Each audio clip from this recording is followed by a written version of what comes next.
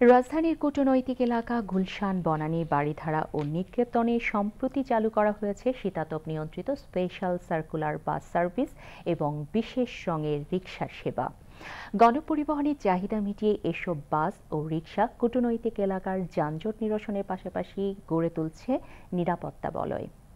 বিস্তারিত জানাচ্ছেন কুমার বিশ্বজিৎ রায়, ক্যামেরায় ছিলেন আবুল কালাম আজাদ।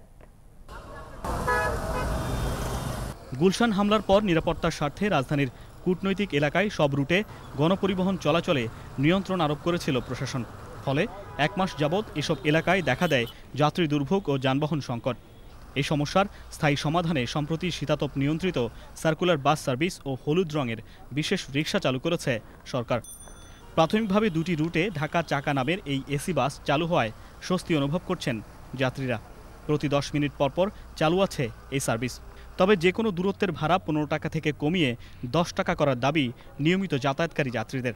মাত্র তো শুরু হয়েছে, সার্ভিসটা ভালো, আর যেহেতু এটা গুলশানই চলছে, সো আই থিঙ্ক সিকিউরিটি ব্যাপারটা ইনশিওর হবে। 5 টাকার জায়গায় হয়তো এসির কারণে আমি 10 টাকা দিতে পারি, সেখানে 15 টাকা আমার জন্য কিন্তু যথেষ্ট কষ্টসাধ্য বিষয়টা। আমাদের এসি গাড়ি, এই গাড়িতে যাতায়াতের জন্য যাত্রীরা অনেক সুবিধা ভোগ করতে পারছে। শুটিং ক্লাব থেকে গুলশান 1 নম্বর হচ্ছে 5 টাকা, তারপর হচ্ছে 1 নম্বর থেকে আবার 2 নম্বর 5 টাকা, 2 নম্বর থেকে তারপরে স্টেপ 5 টাকা। এটা হলে ভালো হয়। ঢাকার বিভিন্ন রুটে এ ধরনের সার্ভিস চালু হলে আপনার নিয়ম শৃঙ্খলার মধ্যে আসবে, যানজট থাকবে না। এছাড়া এসব এলাকায় নির্দিষ্ট ভাড়ায় চলছে মোট 500টি বিশেষ রিকশা। এসব রিকশা চলাচলে নির্ধারণ করা হয়েছে বেশ কিছু নিয়ম। কূটনীতিক এলাকায় নিরাপত্তা রক্ষার স্বার্থে নির্দিষ্ট চিহ্নিত রিকশা চললে একটা নিরাপত্তা বজায় থাকবে বলে আমি মনে করি। হ্যাঁ, নেম ঠিক করে দেওয়া, যাত্রী বললে যাইতে হবে, আর যত রেট আছে রেটে ভাড়া নিতে হবে। বিদেশিরা যাতে আস্থার সঙ্গে কূটনৈতিক এলাকায় যাতায়াত ও বসবাস করতে পারেন সেজন্য সব ধরনের ব্যবস্থা নিয়েছে আইনশৃঙ্খলা বাহিনী। এসব এলাকায় বেড়েছে সব শ্রেণী পেশার মানুষের স্বতঃস্ফূর্ত অংশগ্রহণ। চালু হওয়ার পর থেকে দেখতেছি খুব ভালোভাবে এটা গ্রহণ করছে, এবং বাস দেখি খালি যায় না, সবসময় ভরাই যায়।